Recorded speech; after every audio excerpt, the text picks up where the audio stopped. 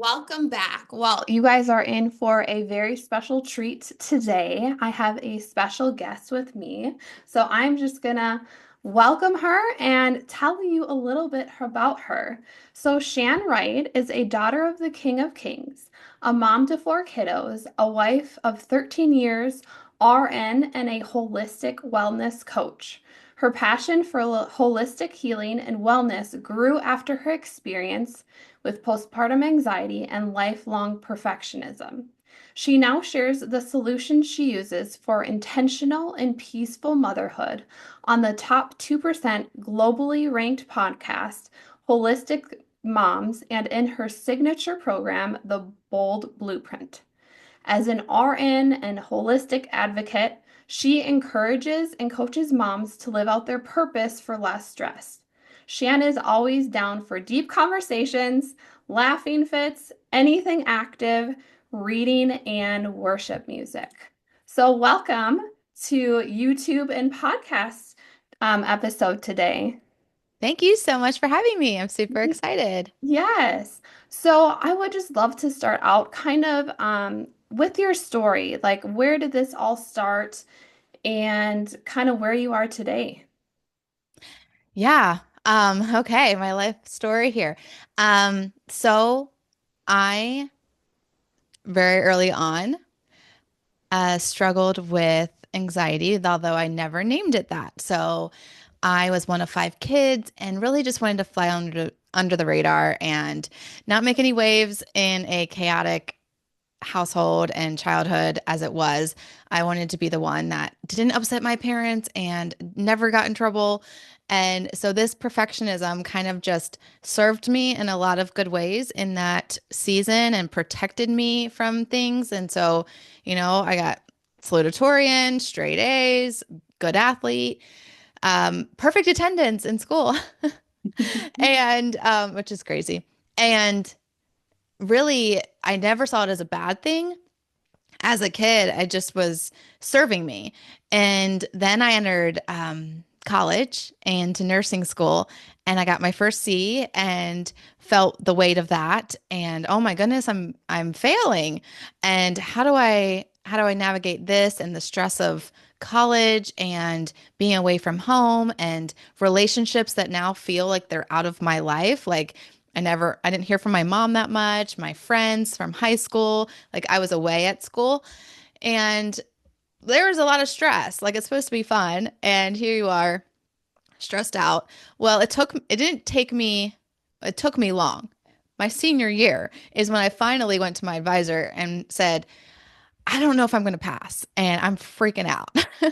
And so she sent me to the school counselor and I said the same thing. I said, I can't take tests well. I'm having so much test anxiety and I don't think I'm going to pass. I know the material.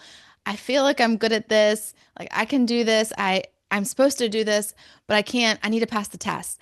And she kind of like dug into like my childhood and who I was and kind of shed a little light on maybe this has been here for a long time and maybe this is, you know, in a lot of other areas of your life and not just taking tests. And so, um, but I just had that in the back of my head. I was like, all I could see was right then and there. I was like, I don't know really all that you're saying, but I just need to pass. Okay. Yeah. And so I ended up passing nursing school and getting my boards. And I was like, okay, I did it. Well, then I go into the real nursing world where it's obviously very high stress. It's a hospital.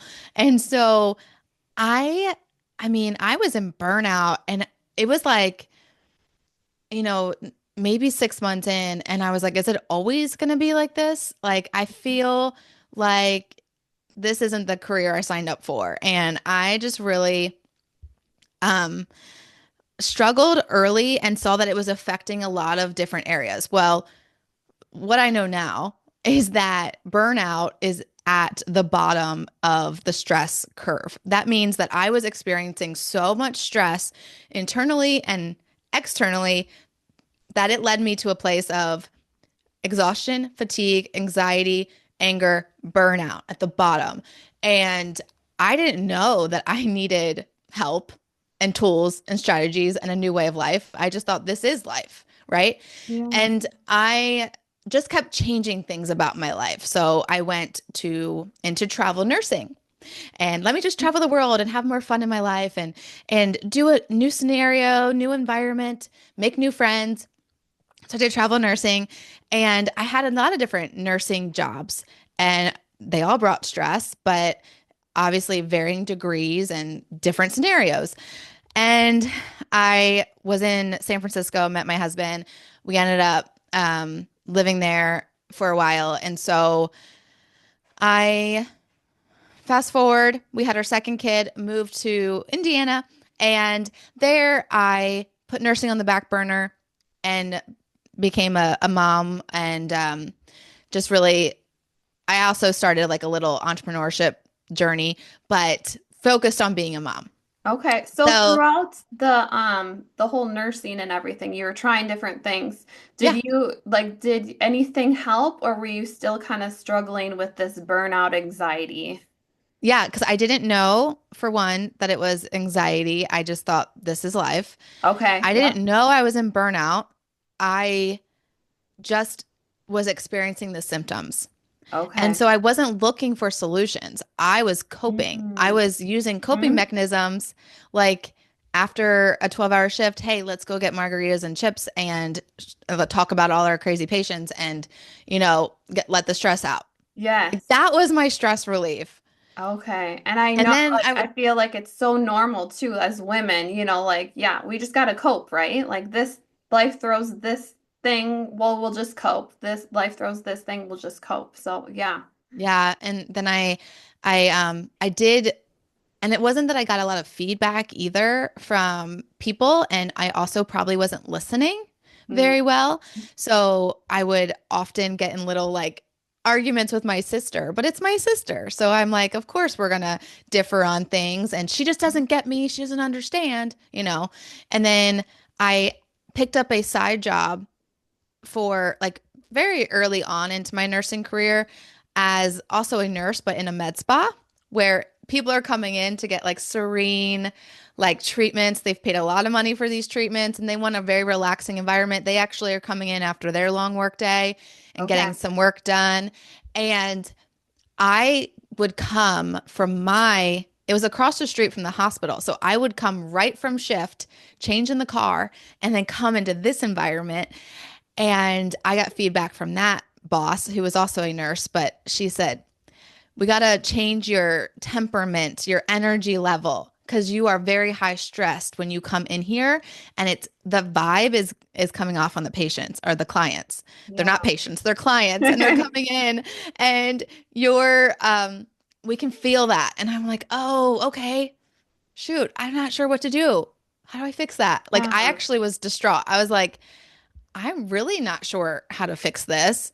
Um, I, I mean, I think at that point I probably did pray and like ask God how to do it, but I'm not sure I heard his voice on that or I don't remember. I don't recall a very clear, pointed word of God like, okay, this is how you're going to handle it. I'm Yeah. just not sure I handled it very well. Okay.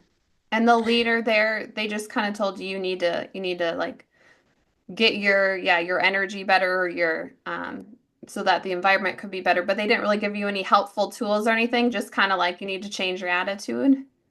Yeah, it was kind of like take a big breath before you come in here. Like I don't know, I needed more help with the Yeah. transition and Mm-hmm. I probably needed more time in between the transition Mm-hmm. and I did not think through those things and I would say she would have maybe been willing to help, but I also remember was still a perfectionist. And so I was like, okay, I got this. I gotta pull Yeah. it together. I can do this. I Mhm. don't want to upset her. I don't want to disappoint her. I'm supposed to be a really good employee. I got this. Yes. And so I just tried to, pull up my bootstraps and keep going. Yes, that makes total sense. Yeah. Yeah. So then I, was now in this stay-at-home mom role and was doing all the things. And then we had our third baby. And that is when I had my realization of what anxiety is and burnout. So I was listening to a podcast on the way to a postpartum appointment, and I heard someone describing their postpartum anxiety, and I started crying, and I was like, this is me. And Mhm. so I had a time with God after closely after that, cried out to God, I need help. Like, I think I'm experiencing some anxiety. Mhm. I need help with all these things. I have, to keep a perfect house, perfect marriage, perfect kids. I have a job that I'm trying, like a little side job that I'm trying to make money in. I'm trying to be a perfect sister, friend, daughter, all the things. God, can you help me? Like, please help. And he said, no. He said, no. He said, you're not supposed to do all these things. All Mhm. these things are not for Mhm. you, and they're not for you right now. Mhm. And then, which was such amazing moment for me and just like so kind and sweet of him, he said, all you need are these four things. And fast forward to like very recently, Yeah. I realized that that conversation I had with God is a very, very similar to the conversation Martha had with Jesus. Okay. And when she said to Jesus, Jesus, tell Mary to help me. I'm doing everything and she's not helping me and I need help. And I Yeah. have all these responsibilities, all these things to do. And he said, Martha, Martha, you're worried about many things. Only a few things are needed, indeed, only one. And so God gave me that same response. One thing most important is with me. And then the three other things are going to help you deal with the anxiety. They're going to help you on this holistic wellness, peaceful journey that's Mhm. going to handle the stress and the anxiety and all that you're worried about, all these things that are stressing you out. That's how you're going to get help from them. Yeah. So what was it like? Like, did you have a moment then of just like this relief of like, I do not have to do it. I'll be the perfect person, like, and God's going to equip me? Yes, for sure. I mean, for one, it was like, whoa, I think this has been affecting my whole life, maybe Mhm. like every area of my life. Mhm. And so it was that I realized I've never called these feelings that I feel often, I've never Mhm. named them anxiety. I've never then had the right solutions to deal with that. Because if you don't name it the right thing, Mhm. you're not dealing with the right feeling and you're not going to get the truth that heals that. So yes, I started, just going through the different things that it was affecting and feeling more peace because I knew I had these four things and they actually touched on everything, my holistic person. And Mhm. if I could just, and I could, they were very easy, very simple. And it was like, no, don't do these 100 million things, only four. And you can, even in your postpartum season with three kids, Mhm. you can do these. And so, yes, it gave me immense peace and direction and a plan. And when you're a perfectionist, you know that if you fail to plan, you plan to fail. And and so it gave me a plan. It's like, I can't fail this. God, this is easy. God broke it Mhm. down so simply that this is going to work. And it gave me so much hope and joy. And joy is like the antidote to anxiety. So it was exactly what I needed. Awesome. And I feel like that's so true in life in so many things, right? Where we like totally overcomplicate. And when we really dig deep, even with our business or just with our relationship with God, like a lot of times simple is the answer and just Mhm. like going all in on those simple steps, whatever they may be. Yes, I agree so much. So many times I'm talking about hearing from God. Even this example, I know very clearly God told me these four things, and I hear, well, how do you know you heard God's voice, and how do you know when you pray you get an answer? And I'm like, I honestly think we just overcomplicate it. Hmm. We don't think the thought that comes in our head as we're praying, we're talking to God, we think it's not from God. It's like, do you think it's going to be a loud boom? No. Right? Like that thought that you had was Hmm. God given. Hmm. So yes, I think that is part of our huge problem is we think it's going to be hard. And I think that like you said, comes down with so many things in life. Like I talk about holistic wellness. So I'm talking on every area of the the person.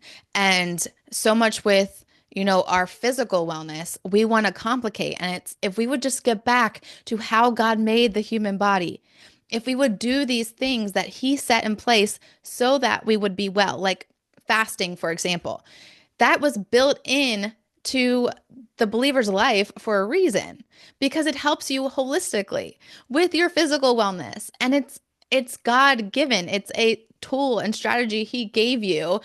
And there's other things, right? Like if we just get back to the roots of Mhm. everything, then it's more simple and we'll find the answers we're like searching for, trying to find through every other resource. Yes.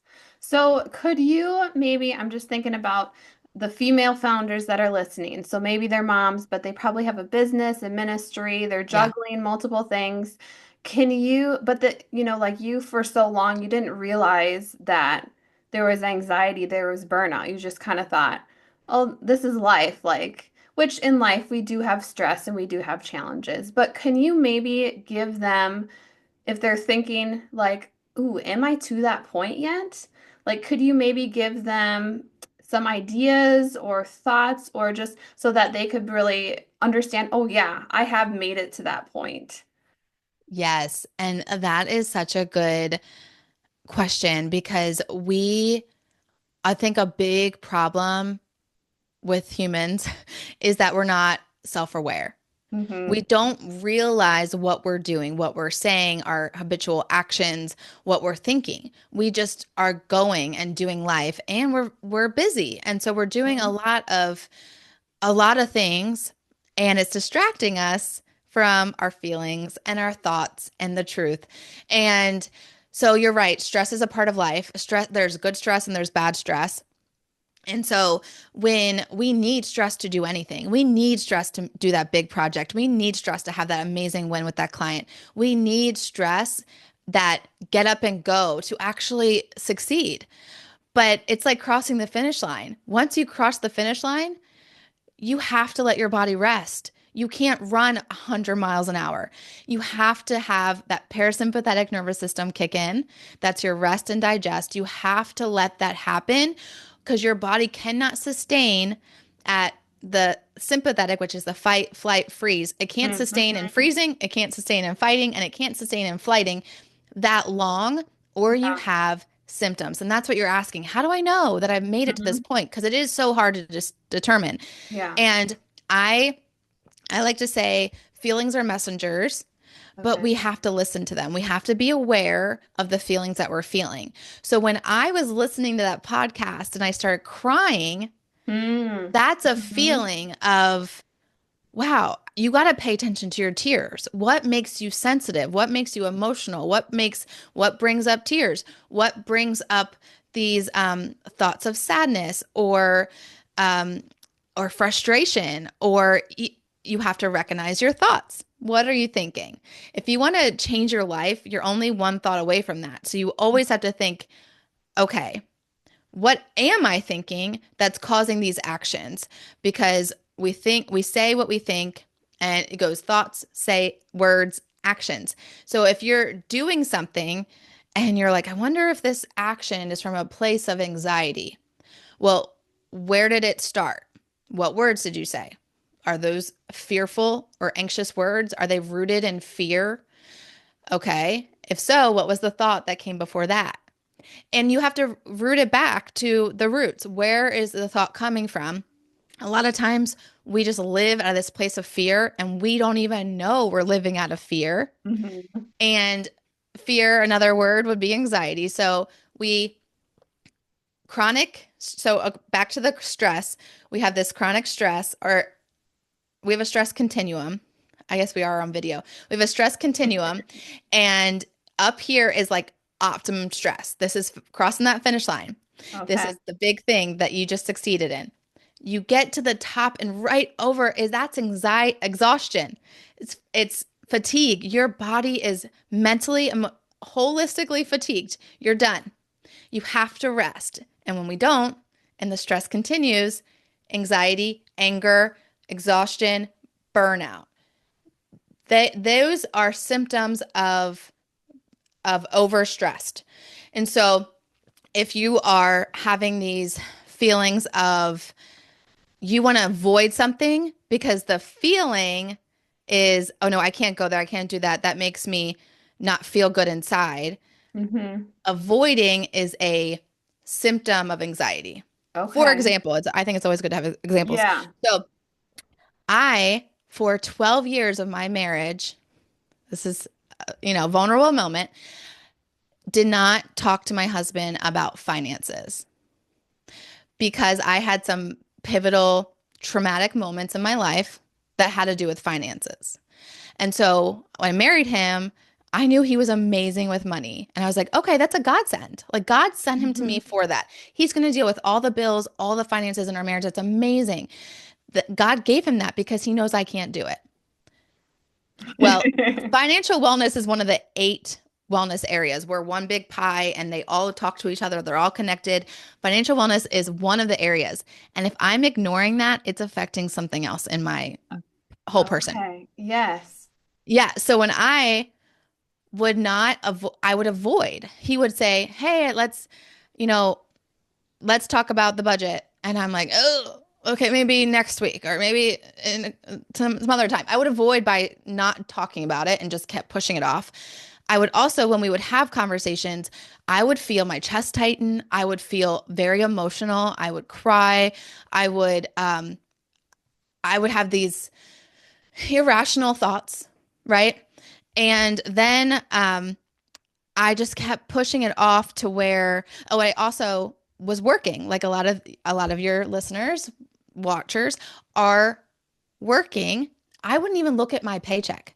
I didn't even know how much money I made because any kind of I knew we were doing fine.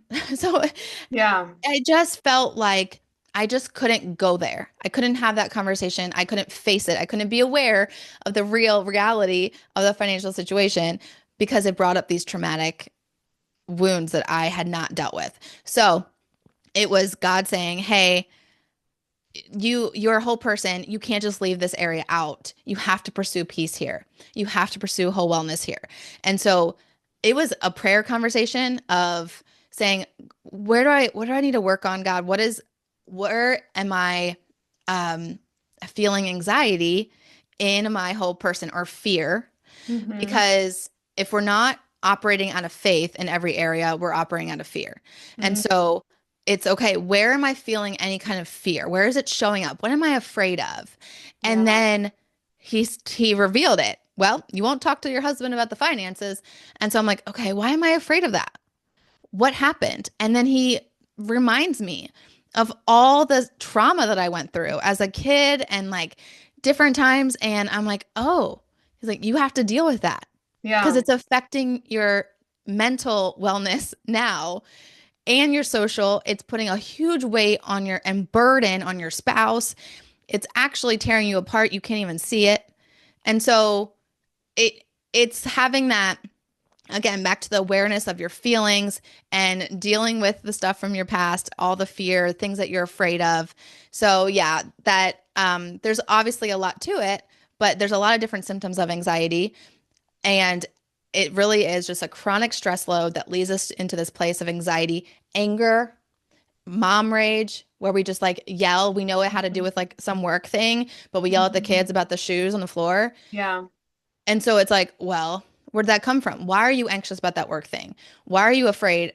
Why are you speaking out of fear? Is it because of fear of man? Is it fear of not having enough, that you lack something? So, yeah, you have to get back to figuring out what are you afraid of and why are you operating out of fear and not faith in that area? Yes. So, yeah, that's all great. So yeah, kind of looking at like what are you avoiding? Is Yeah. it fear there? And then Another big Mhm. hint that you're dealing with anxiety is a lot of questions. Like if Okay. you're constantly like, okay, well, what's the weather tomorrow? Okay, is it gonna rain? Okay, is it gonna rain? Okay, when's it gonna rain? Is it Mhm. gonna rain at 2 o'clock or is it gonna rain Yeah. at 3 o'clock? Okay, where am I gonna be at that time? Like, Or that's Is it like, kind of like because you're trying, is it like because you feel like you have a lack of control or yes, like you want to have control over whatever situation or everything? yes, Okay. exactly. Exactly. And then another symptom would be like passing things off, or like comparison, or like or putting the blame on someone else. There's different, I would say the two really common ones are Yeah. avoidance Okay. and, well, three common ones: avoidance, anger, and what did I just say? Asking questions Okay. Yep. because of the future, because your anxiety is typically a future situation. It's not Mm. typically present. Hmm. It's like fear of something happening in the future. Yeah. So when I'm fearful of or have anxiety over my finances, it's Mm. because there's a little fear there that what happened in my past is going to happen in my future to me. Yeah. Even though it was my parents, it wasn't Mhm. me. I have this fear that it was going to happen to me someday. Yes. Yeah, that makes total sense. So as we're kind of wrapping up, is there one um so now they feel like, okay, I can look, am I avoiding something? Am I getting anger?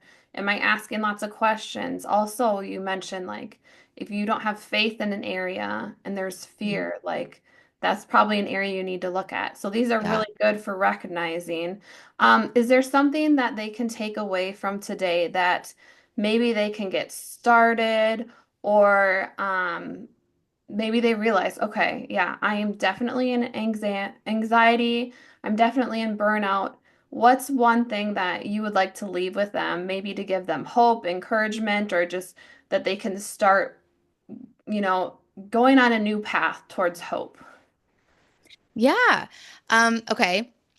First off, I would say if anything of this resonate with you, is to go to prayer and ask God, what am I afraid of? And like, if he already revealed it, like, tell me more. What do I need to know about this?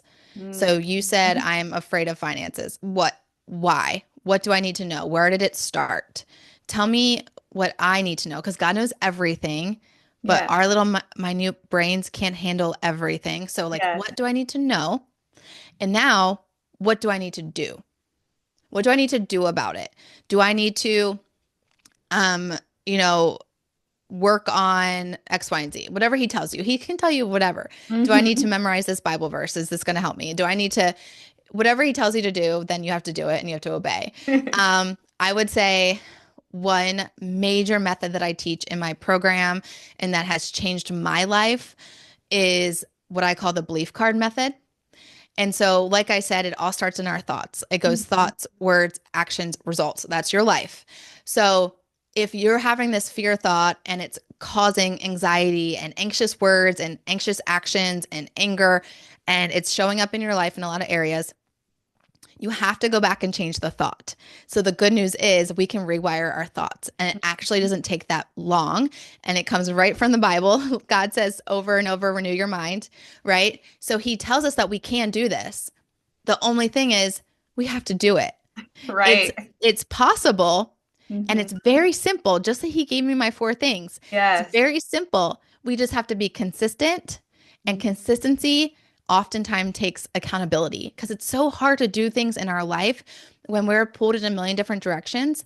And Yes. so that's why I teach it in my program, because you have that accountability there to go through it with you. But it only takes about 30 days to really rewire your brain, and really you're speaking truth out loud. So you're taking that fear thought and you're replacing it with a faith thought, which can come straight from the Bible. It can come from a rhema from God. It can come from a word. One of my favorite ones that God told me, which is Psalms 23:1. The Lord is my shepherd. I lack nothing. I lack Hmm. no time, no energy, no patience, no peace, no money. I don't lack anything. And I say that one often. And so, but what you do is you just say it out loud until your brain believes it, until your neuron pathway is rewired. And that's going to change your life. But you have to stay consistent with it to actually rewire that neuron pathway. Again, God made our bodies very simply and Yes. made them so amazing that we can we can rewrite our brain. We can Mm-hmm. get rid of the trauma thoughts and the fear thoughts, and we can replace them with faith and truth, but we have to do it. We have to obey his word. Yes. Oh, those are, yeah, very, very good takeaways. So you mentioned your kind of your program a little bit, but if there's some out there that are thinking, okay, yeah, I think I can do some of this stuff, but I really, yeah, like you said, the accountability is so important. And Mhm. just having a coach, someone there to guide you through all of this. Um, if they're kind of wondering like, would this be a good fit for me? Could you kind of, you know, really show the or tell the person that those would be great for, and maybe just a couple more things about your bold blueprint. Yeah, so like I said, it's really what God told or Jesus told Martha. It's four things. And so a lot of times our stress comes from time. Like we're stressed about time. We have this time, we have this money. Hopefully, we have some money and we have people. These are our things in our life that we have to steward.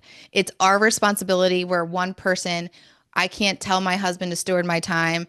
I tried to tell him to steward my money. It didn't work very well. Like, I can't have him only steward the children. Like, you are responsible to steward your things that God given you. And then when we go to heaven, it's like, well done, my good and faithful servant. You've been a steward. That is what we all want to hear. And Yes. so that is what I teach is how to steward your time intentionally in your holistic life because that's where, we get stressed. I don't have enough time to do all the things that I have to do.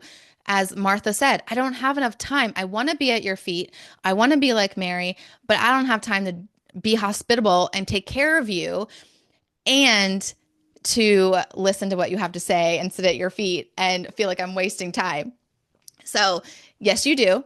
Number one, you got to keep God first. That's going to be number one. Number two is you're going to spend time, intentional time with yourself. This means working on holistic wellness habits, incorporating all the things that are good for your body that you might push off because you don't have enough time. Because you had a big meeting that took 5 hours, and so you didn't get to work out or move your body that day. We work these habits into your body to take care of you and then time with your people. So, your spouse or significant other, your loved ones, your children, if you have them, how to intentionally spend time with those because we are called to love God, love ourselves, and love others. And we have to know how to love ourselves in order to love others well. And that's just what God's called us to do. So, and to love people well. And then the other one is time with social purpose, like your God given purpose. What you were put on this earth to do Mm-hmm. comes down to your identity, who you are. And it's not, your job. It's not the role that you're playing. Even it's not a mom. Identity is not a mom. It's who God designed you to be and the purpose that he put inside of you. You get to live that out. And we walk through how to do that and how to be authentic and vulnerable to that and sensitive to am I living in my identity? Is this true to who I am and who God made to be and what he says about me? Or am I listening to what the world says about me right now in this situation? Um, I just thought of the Lauren Daigle song, like who you say I am. Like, am I listening to who the world says that I am or God in this scenario? Because a lot of times we feel the stress of different situations in our life and we're like, well, it's because you're not operating your identity, who you are.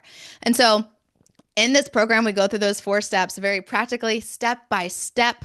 And so it's not overwhelming. We don't add more stress. We actually provide strategy for the stress, peace for the exhaustion. Like I'm running on fumes, I'm doing all the things.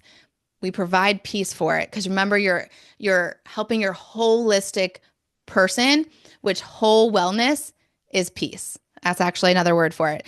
And then we help you replace shame and guilt with a bold, spirit-filled purpose to live in. So we steward all these things in practical ways and live intentionally. Awesome. Well, thank you so much for coming on. Wow, so many good um, points on just recognizing burnout, anxiety, and kind of where to start digging through it. So, because I mean, the goal, right? God says having an abundant life. And we can't have an abundant life that He wants for us when we're living in this anxiety and burnout and fear. So, so many good points, so many good takeaways. And I will put all of Shan's information. I believe she has a freebie for you. So we'll put all that below so you can get in touch with her. Thank you so much for being here today and just giving such value to my listeners and watchers. Yes, thank you so much. Come hang out with me on Holistic Moms.